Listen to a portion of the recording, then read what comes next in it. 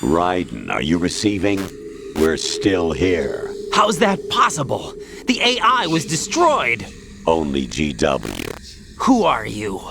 To begin with, we're not what you'd call human. Over the past 200 years, a kind of consciousness formed layer by layer in the crucible of the White House. It's not unlike the way life started in the oceans 4 billion years ago. The White House was our primordial soup, a base of evolution. We are formless. We are the very discipline and morality that Americans invoke so often. How can anyone hope to eliminate us? As long as this nation exists, so will we. Cut the crap! If you're immortal, why would you take away individual freedoms and censor the net? Jack, don't be silly. Don't you know that our plans have your interests, not ours, in mind? What? Jack, listen carefully, like a good boy. The mapping of the human genome was completed early this century. As a result, the evolutionary log of the human race lay open to us. We started with genetic engineering, and in the end, we succeeded in digitizing life itself. But there are things not covered by genetic information. What do you mean? Human memories, ideas, culture, history. Genes don't contain any record of human history. Is it something that should not be passed on? Should that information be left at the mercy of nature? We've always kept records of our lives, through words, pictures, symbols, from tablets to books. But not all the information was inherited by later generations. A small percentage of the whole was selected and processed, then passed on. Not unlike genes, really. That's what history is, Jack. But in the current digitized world, trivial information is accumulating every second, preserved in all its triteness, never fading, always accessible. Rumors about petty issues, misinterpretations, slander. All this junk data, preserved in an unfiltered state, growing at an alarming rate. It will only slow down social progress, reduce the rate of evolution. Raiden, you seem to think that our plan is one of censorship. Are you telling me it's not? You're being silly. What we propose to do is not to control content, but to create context. Create context? The digital society furthers human flaws and selectively rewards development of convenient half-truths. Just look at the strange juxtapositions of morality around you. Billions spent on new weapons in order to humanely murder other humans. Rights of criminals are given more respect than the privacy of their victims. Although there are people suffering in poverty, huge donations are made to protect endangered species. Everyone grows up being told the same thing. Be nice to other people. But beat out the competition. You're special. Believe in yourself and you will succeed. But it's obvious from the start that only a few can succeed. You exercise your right to freedom, and this is the result. All rhetoric to avoid conflict and protect each other from hurt. The untested truths, spun by different interests, continue to churn and accumulate in the sandbox of political correctness and value systems. Everyone withdraws into their own small gated community, afraid of a larger forum. They stay inside their little ponds, leaking whatever truth suits them into the growing cesspool of society at large. The different cardinal truths neither clash nor mesh. No one is invalidated, but nobody is right. Not even natural selection can take place here. The world is being engulfed in truth. And this is the way the world ends, not with a bang, but a whimper. We're trying to stop that from happening. It's our responsibility as rulers. Just as in genetics, unnecessary information and memory must be filtered out to stimulate the evolution of the species. And you think you're qualified to decide what's necessary and not? Absolutely. Who else could wade through the sea of garbage you people produce, retrieve valuable truths, and even interpret their meaning for later generations? That's what it means to create context. I'll decide for myself what to believe and what to pass on. But is that even your own idea? Or something Snake told you? That's the proof of your incompetence right there. You lack the qualifications to exercise free will. That's not true. I have the right. Does something like a self exist inside of you? That which you call self serves as nothing more than a mask to cover your own being. In this era of ready-made truths, self is just something used to preserve those positive emotions that you occasionally feel. Another possibility is that self is a concept you conveniently borrowed under the logic that it would endow you with some sense of strength. That's crap! Is it? Would you prefer that someone else tell you? All right then. Explain it to him.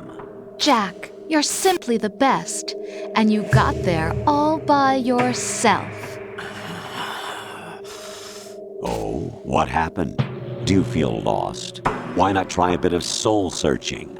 Don't think you'll find anything, though. Ironic that although self is something that you yourself fashioned, every time something goes wrong, you turn around and place the blame on something else. It's not my fault. It's not your fault. In denial, you simply resort to looking for another, more convenient truth in order to make yourself feel better. Leaving behind in an instant the so-called truth you once embraced. Should someone like that be able to decide what is truth? Should someone like you even have the right to decide? You've done nothing but abuse your freedom. You don't deserve to be free. We're not the ones smothering the world. You are. The individual is supposed to be weak, but far from powerless. A single person has the potential to ruin the world. And the age of digitized communication has given even more power to the individual. Too much power for an immature species.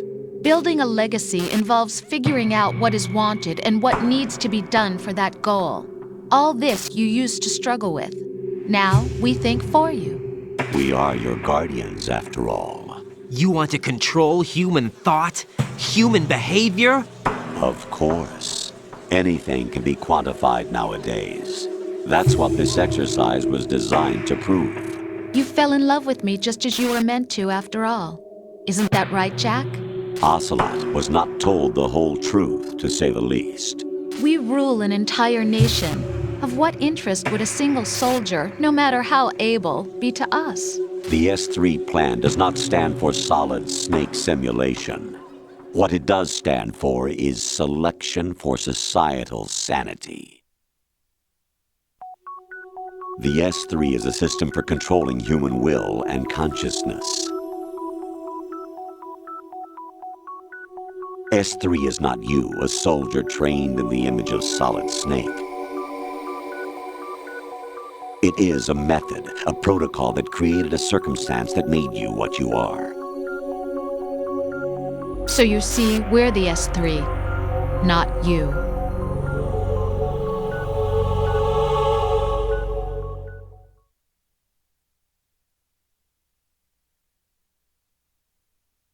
What you experienced was the final test of its effectiveness. That's crazy. You heard what President Johnson said. The Arsenal's GW system is the key to their supremacy. The objective of this exercise was to establish such a method. We used Shadow Moses as a paradigm for the exercise. I wonder if you would have preferred a fantasy setting. We chose that backdrop because of its extreme circumstances. It was an optimal test for S3's crisis management capacity. If the model could trigger, control, and solve this, it would be ready for any contingency. And now, we have our proof.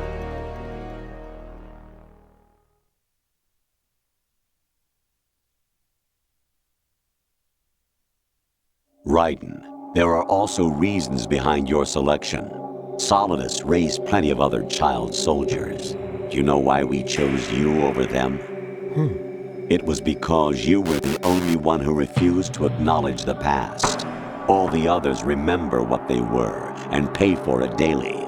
But you turn your back on everything you don't like. You do whatever you like, see only the things you like, and for yourself alone. Yes, Rose can attest to that. You refused to see me for what I was. I lied to you, but I wanted to be caught. You pretended to be understanding, to be a gentleman. You never made a conscious attempt to reach out to me. The only time you did was when I gave you no choice but to do so. I was just trying not to. What? Trying not to hurt me? Dear, the one you were trying not to hurt was yourself. Avoiding the truth under the guise of kindness is all that you did.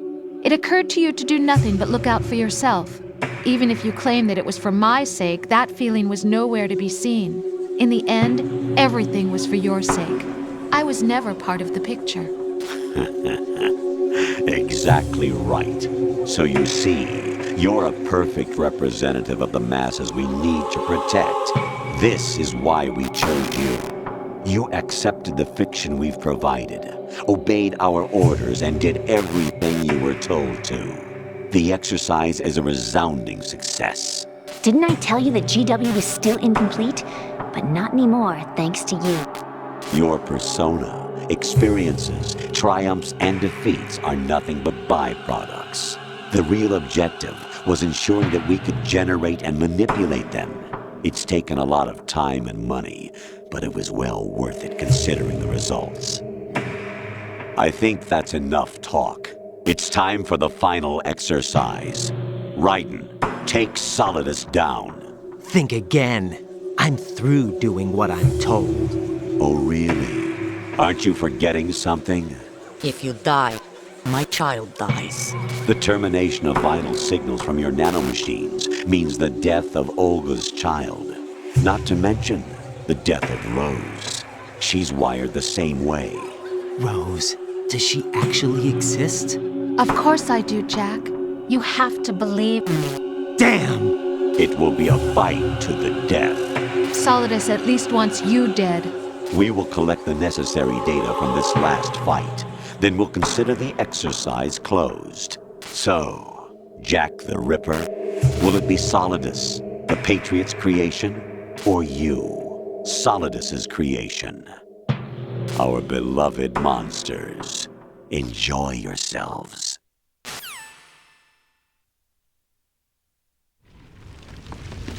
Jack, my son.